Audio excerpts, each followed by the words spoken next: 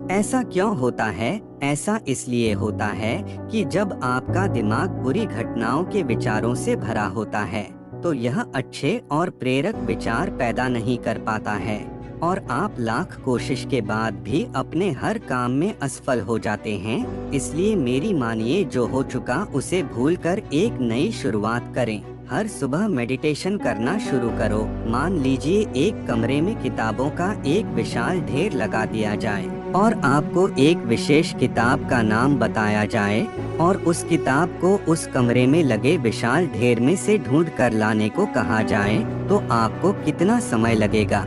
मुझे लगता है आपको बहुत समय लग जाएगा ना, लेकिन उन्हीं किताबों को करीने से बुक सेल्फ में रख दिया जाए तो आपको उस विशेष नाम वाली किताब को ढूंढने में बहुत ही कम समय लगेगा। मेरी इस बात से आप सहमत हैं कि नहीं?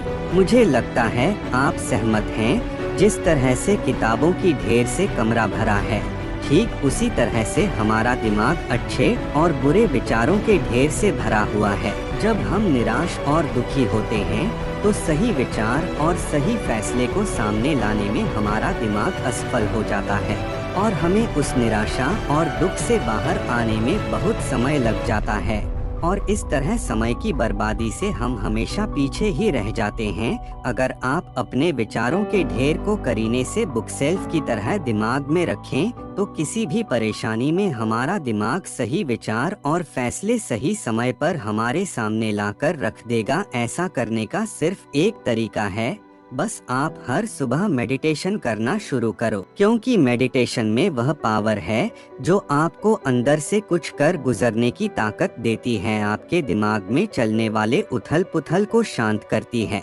और सही रास्ता दिखाती है और सही निर्णय लेने की क्षमता पैदा करती है। आपको जागना होगा और इस भ्रम को मिटाना होगा कि तुम कमजोर हो, तुम कभी न मरने वाला आत्मा हो, तत्व तुम्हारा सेवक है, तुम तत्व के सेवक नहीं हो। यदि आपकी परिस्थितियों पर अच्छी पकड़ है तो आप याद रखिएगा, जहर उगलने वाला भी आपका कुछ नहीं बिगाड़ सकता। शिक्षा क्या है? क्या यह किताबों से मिलने वाली विद्या है? नहीं। क्या यह नाना प्रकार का ज्ञान है? नहीं, यह भी नहीं।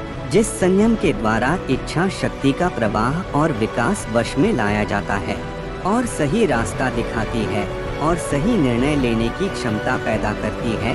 आपको जागना होगा और इस भ्रम को मिटाना होगा कि तुम कमजोर हो, तुम कभी न मरने वाला आत्मा हो, तत्व तुम्हारा सेवक है, तुम तत्व के सेवक नहीं हो। यदि आपकी परिस्थितियों पर अच्छी पकड़ है तो आप याद रखिएगा, जहर उगलने वाला भी आपका कुछ नहीं बिगाड़ सकता। शिक्षा क्या है? क्या यह किताबों से मिलने वाली विद्या है? नहीं। क्या यह नाना प्रकार का ज्ञान है? नहीं, यह भी नहीं। जिस संयम के द्वारा इच्छा शक्ति का प्रवाह और विकास वश में लाया जाता है और वह फलदायक होता है, वह शिक्षा कहलाती है।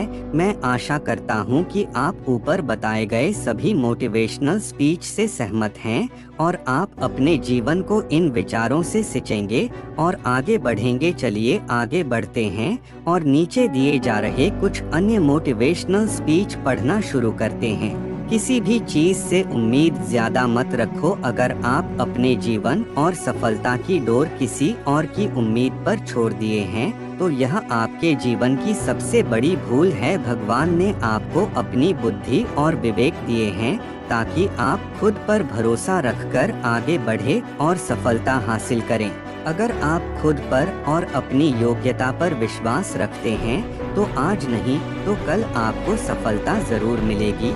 यदि आप अपनी सफलता की उम्मीद दूसरों से लगा रखे हैं तो आप असफल होने के लिए तैयार भी रहें। मैं यह नहीं कहता कि आप किसी चीज से उम्मीद न रखें, बल्कि मैं इस बात पर जोर देता हूँ कि आप किसी भी चीज से उतनी उम्मीद रखें जितनी टूटने पर भी आप मजबूती के साथ खड़े रहें और एक बार फिर नई शुरुआत कर सकें।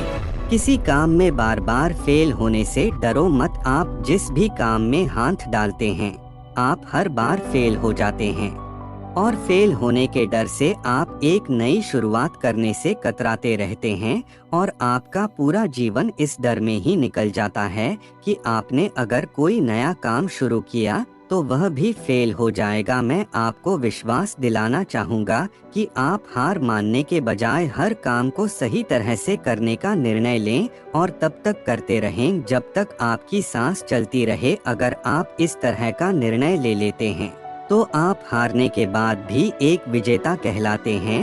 वह विजेता जो कभी हार नहीं माना, पूरा जीवन जीतने में लगा दिया। यदि आप हार के बाद इस डर से शुरुआत नहीं करते हैं कि आप एक बार फिर हार जाएंगे, तो आप यह मान लीजिए कि आप जिंदा होते हुए भी एक मरे हुए आदमी के समान हैं, जिससे एक नई शुरुआत की उम्मीद नहीं की जा सकती।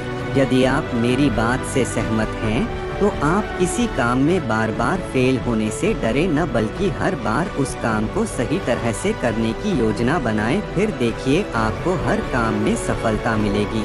अगर आप चाहते हैं कि आपका हृदय पवित्र हो और उसमें भगवान का वास हो, तो आपको बस यह करना है कि आप दूसरों की मदद करें, किसी की निंदा ना करें।